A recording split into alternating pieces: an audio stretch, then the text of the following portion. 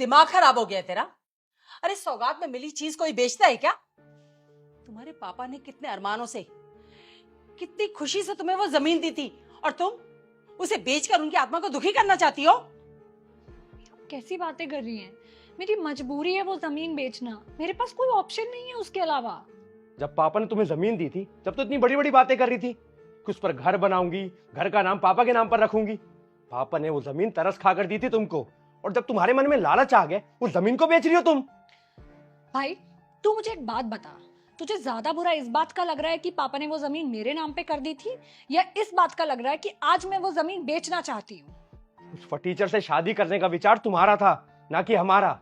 हमारे खिलाफ जाकर तुमने शादी करी है, और तुम पापा की लाडली थी, इसलिए पापा ने मेरे हिस्से की जमीन भी तुम्हें दे दी।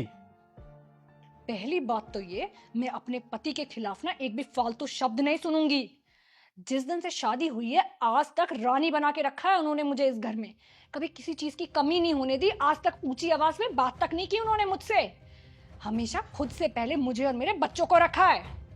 पर सैडली उनको किडनी ट्रांसप्लांट की जरूरत है, उनकी किडनी खराब हो गई है, इसलिए मुझे वो जमीन बेचनी पड़ रही है।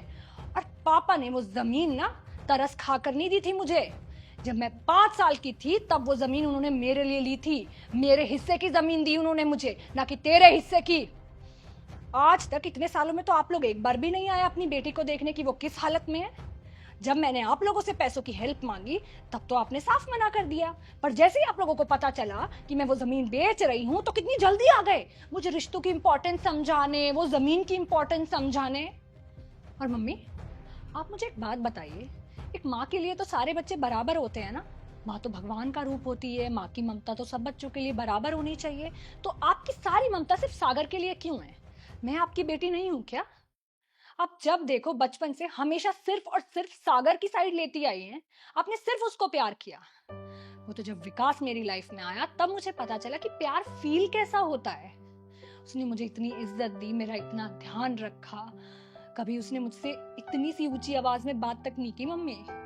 और इसी चीज को देखकर पापा ने हमारे रिश्ते को एक्सेप्ट किया था खुशी से, और फिर वो जमीन के पेपर शादी के बाद उन्होंने मुझे दिए थे। उसका भी आप लोगों को बहुत बुरा लगा था। आप लोगों ने कितना प्रेशर क्रिएट किया पापा के ऊपर ताकि वो जमीन मुझसे वापस लेकर सागर के नाम पे कर दें। और उस प्रेशर के चलते पापा को हार्ट अटैक आ गया और उनकी जान चली गई।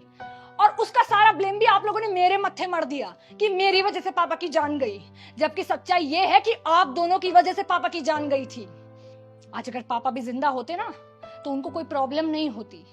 वो भी यही चाहते जो मैं कर रही हूँ, और वो जमीन मेरी है। मैं उसके साथ जो मर्जी करूं, बेचूं या रखूं।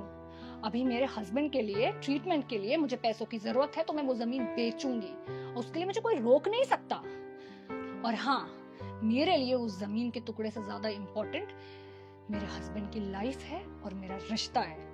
इससे पहले मैं आप लोगों को और जलील करूं, प्लीज निकल जाइए मेरे घर से।